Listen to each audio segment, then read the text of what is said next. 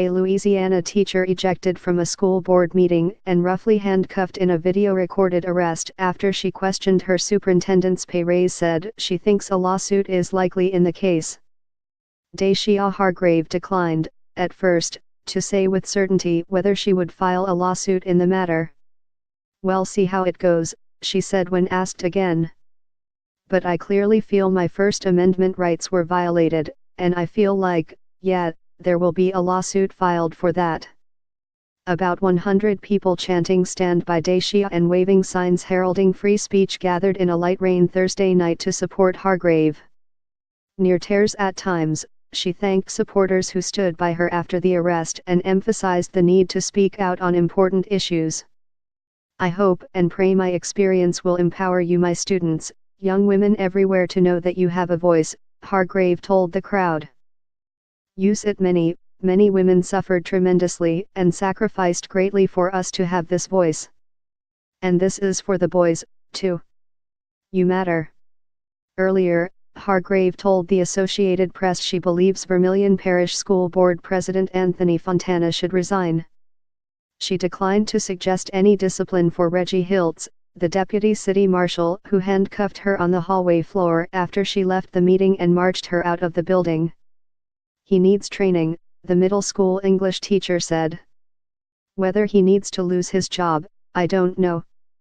The American Civil Liberties Union and her teachers' union are investigating the case.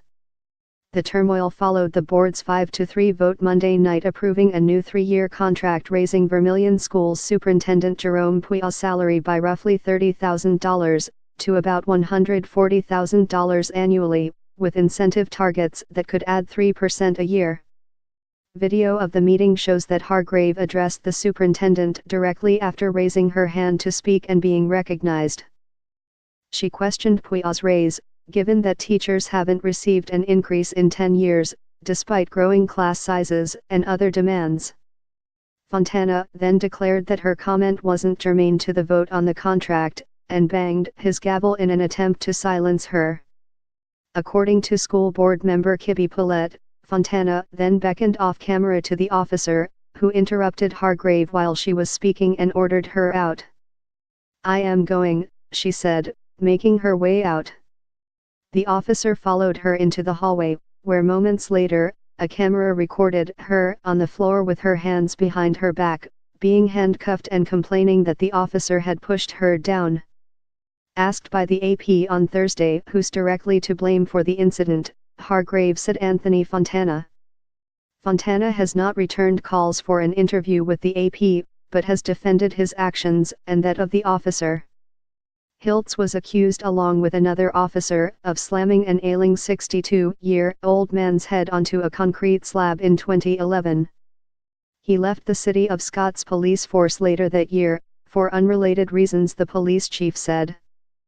Scott denied using excessive force, and the men's federal suit was settled in 2016.